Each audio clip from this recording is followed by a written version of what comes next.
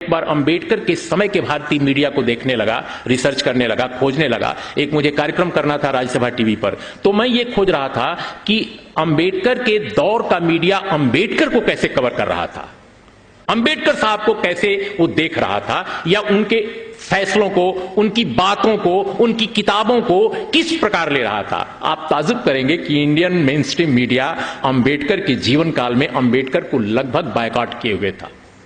और यही कारण है कि अंबेडकर साहब को मूक नायक से लेकर के और कई उनको 4-5 पत्रिकाएं उन्होंने समय समय पर निकाली, और भले ही उनका सर्कुलेशन कम रहा हो या आर्थिक स्थिति भी कमजोर रही हो, लेकिन उनको लंबे समय तक बीच बीच में कई पत्रिकाओं का संपादन करना पड़ा, संचालन करना पड़ा, और उसके लिए आर्थिक प्रबंधन करना पड़ा। तो ये हाल तो हमारे देश के फ्रीडम स्ट्रगल के दौरान भी था।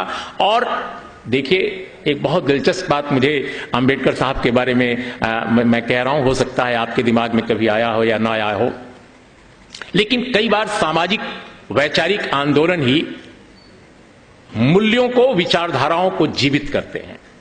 इसका एक उदाहरण है, सबसे बड़ा उदाहरण इसके मुझे भारत की राजनीति में, भारत के समाज में, भारत के बौद्धिक जीवन में अंबेडकर नजर आते हैं। जब मैं पढ़ता था यूनिवर्सिटी में, मैं इलाहाबाद यूनिवर्सिटी में पढ़ता था, उन दिनों की बात है 74 के बाद, तो हम लोग 76 में गए थे, 76, 77, 78 के दौर में। तो इलाहाबाद के जो लोग होंगे जानते होंगे कि इलाहाबाद यूनिवर्सिटी में एक रोड है जिसका नाम है यूनिवर्सिटी रोड, विश्वविद्यालय मार्ग। विश्वविद्यालय मार्ग पर जब हम लोग जाते थे तो उन दिनों दुनिया के तमाम विद्वानों, तमाम स्कॉलर्स की किताबें यूनिवर्सिटी रोड पर दिखती थी। मार्क्स से लेकर के मनुस्मृति तक, लेनिन से लेकर के गोर्की तक, एरिस्टोटल से लेकर के वाल्जाक तक, टॉल्स्टॉय से लेकर के चेखव तक। लेकिन अंबेडकर की किताबें उस दौर में नहीं मिला करती थी, कम से कम हिंदी क्षेत्र में।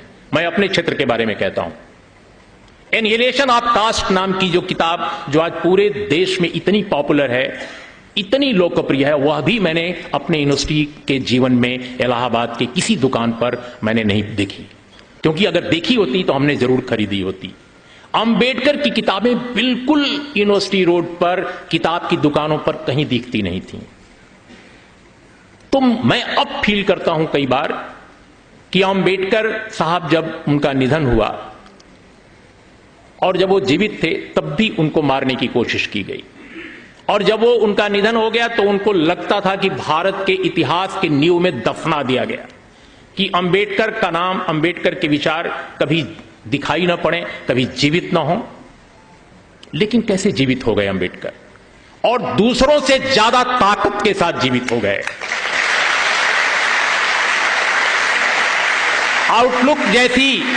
आउटलुक जैसी बाजार की पत्रिका को भी, जो एक बड़े पूंजीपति घराने से निकलती है, जब उसने भी सर्वे कराया तो पाया कि अंबेडकर देश के सबसे बड़े दार्शनिक विचारक के रूप में सबसे अधिक पॉपुलर हैं। वो कैसे हो गए, वो किस तरह हुए?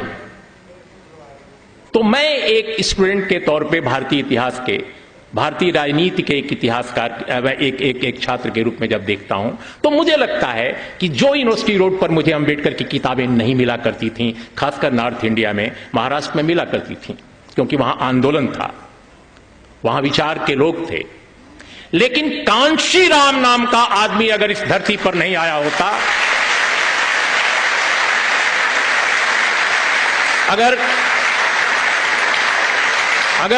अगर कांशीराम का आंदोलन, जिसे बहुजन समाज आंदोलन कहते हैं, अगर उसने नॉर्थ इंडिया में उसने जन्म न लिया होता तो यकीन मानिए अंबेडकर को मार डाला गया था।